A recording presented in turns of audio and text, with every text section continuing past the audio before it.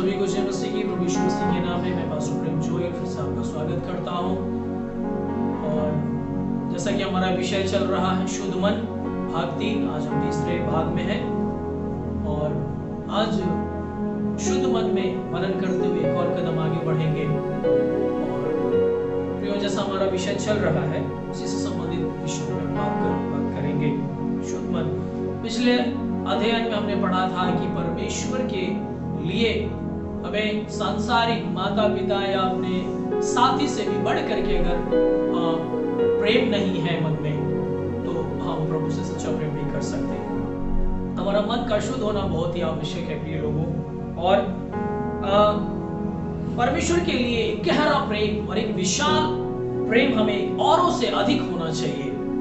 और इससे तभी हम लोग जीवन के वृक्ष में से उस फल को खाने को हम प्राप्त कर सकते हैं। प्रकाशित वाक्य में जब हम इफिसुस की कलीसिया के संदेश देते समय हम पढ़ते हैं कि जिनके मन शुद्ध है उनको जीवन के वृक्ष के पास आने के लिए सौभाग्य मिला और उनको जीवन के वृक्ष में से फल खाने को मिला।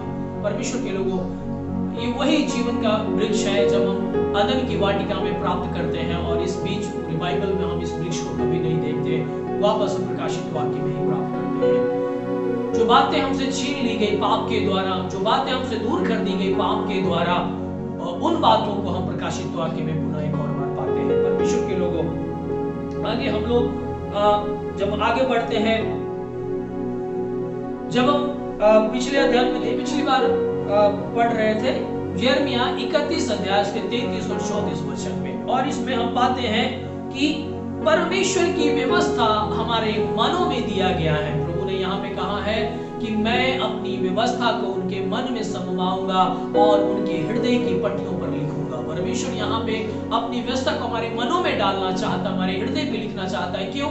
क्योंकि पाप की उत्पत्ति हमेशा मन से होती है प्रिय, और इसलिए परमेश्वर का वचन हमारे मनों में होना आवश्यक है ताकि हम पाप से पवित्रता का जीवन बिताएं, पाप से शुद्धि का जीवन बिताएं। और परमेश्वर यही चाहता है कि हमारे मन में किसी प्रकार का पाप न हो, क्योंकि बाहरी पाप इतना डेंजर नहीं होता जितना कि मन के अंदर का पाप है। क्योंकि बाहरी पाप तो प्रकट हो जाता है, लेकिन जो मन के अंदर का पाप है ये कोई देखता नहीं है, परंतु मन का जांचने वाला परमेश्वर उस पाप को जानता है। परमेश्वर के पास एक हायर लेवल का फिल्टर है, वो हमारे जीवन की तमाम गतिविधियों पे नजर रखता है।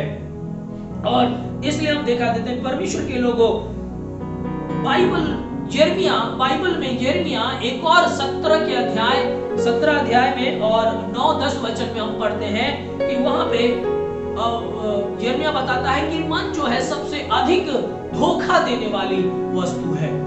मन संसार में अनेक बातों के ऊपर चला जाता है, हमारे मन में संसार की बहुत सारी चीजें आ जाती हैं और ये वही है जो हमारे मन को धोखा देता है। परमेश्वर के लोगों, इसलिए हमारे मन में परमेश्वर की व्यवस्था, प्रभु का वचन का होना बहुत ही आवश्यक है। सभी को जय मसीह की, प्रभु आशीष दे। शालोम, हमारे साथ बने रहिए और इस अध्ययन को जारी रखिए।